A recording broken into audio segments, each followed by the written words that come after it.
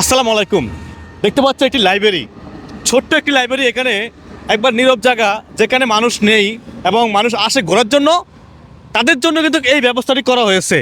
ছোট্ট একটি লাইব্রেরি বানানো হয়েছে এখানে। এখানে বই রাখা আছে। এই বইটি রাখা হয়েছে এই কারণে, যদি আপনারা চান এখান থেকে বই এসে পড়তে পারেন, এখানে এসে বই পড়বেন। আবার যারা বই দিবেন চাইলে আপনি এখানে এসে বই দিতেও পারেন। তবে আরও কিছু সুবিধা এখানে আছে, আপনাদেরকে বলতাছি। এই লাইব্রেরিটি হলো আপনার সেন্ট্রালের এবং আপনার সাউথ স্টেশনের মাঝামাঝি, একবারে আপনার 94 নাম্বার পিলার মেট্রো রেলের। তো এই পিলারের জাস্ট পাশে কিন্তু আপনার সড়কের লগে কিন্তু এই লাইব্রেরিটি। আমি দেখাচ্ছি আপনাদেরকে বই নিয়ে এখান থেকে দেখুন, দেখাচ্ছি যে এখানে আমি একটি বই নিয়েছি দেবদাস। ঠিক আছে, দেবদাস একটি বই নিয়েছি। তো এখানে কিন্তু অনেক গল্প আছে, এখানে অনেক গল্প আছে, আপনার চাইলে পড়তে পারেন। এই গল্পগুলো আপনারা পড়তে পারেন, এখানে আসতে পারেন, আইসা এখান থেকে বই নিতে পারেন। এখানে আরেকটা সুবিধা আছে, সেটা হলো আপনারা যদি বই কেউ নেন, দেখুন আপনারা চাইলে বই বাসায় নিতে পারবেন। এখান থেকে বাসায় নেবেন, নিয়ে এখানে লিখে রাখবেন ঠিকানা। এখানে 7 দিন পরে আবার বই আপনি ফিরিয়ে দিবেন। ঠিক আছে, এখানে সব লেখা আছে। আপনার এখানে আপনার নাম এবং আপনার ফোন নাম্বার, আপনার অ্যাড্রেসটা দিয়ে যাবেন, দিয়ে আপনি বই নিয়ে যাবেন। বই নিয়ে আপনি 7 দিন পরে আবার এখানে বই এখানে দিয়ে যাবেন। সেম এই লাইব্রেরিতে আপনি বইটা এনে পৌঁছে দিতে হবে।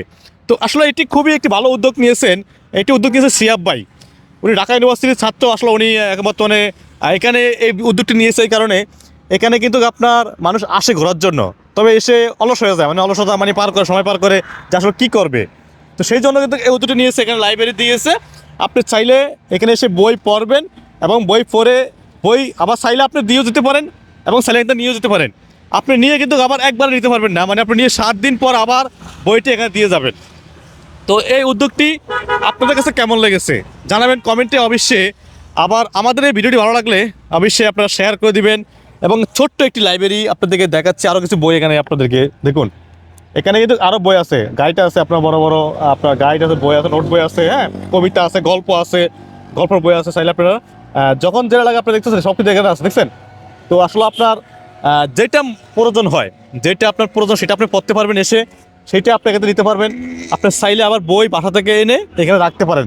হয়তো মনে করেন যে আপনার বাসায় অনেক গল্পের বই আছে, পড়ার লোক নাই, কে পড়বে, চাইলে আপনি এখানে এসে রাখতে পারেন। আবার এখানে কিন্তু আপনার পানিরও ব্যবস্থা করা আছে। ঠিক আছে, খাওয়ার পানি, হয়তো রাস্তাঘাট দিয়ে যাওয়ার সময় আপনার খুব পানির পিপাসা লাগছে, পানি খাবেন কীভাবে, পানির ব্যবস্থা আছে এখানে। এখানে একটি বই রাখা আছে, খাতা বই, এখানে আপনি লেখে আপনি একটি বই নিতে পারেন। ঠিক আছে, তো আপনারা যারা আসবেন উত্তরা দিয়াবাড়িতে, অবশ্যই আপনারা মেট্রো রেলের 94 নাম্বার পিলার, সেন্টারের আগে, ঠিক আছে, সেন্টার স্টেশনের আগে, সাউথ স্টেশনের আগে, মাঝামাঝি, দুইটা স্টেশনের মাঝামাঝি কিন্তু এই আপনারা দেখেন।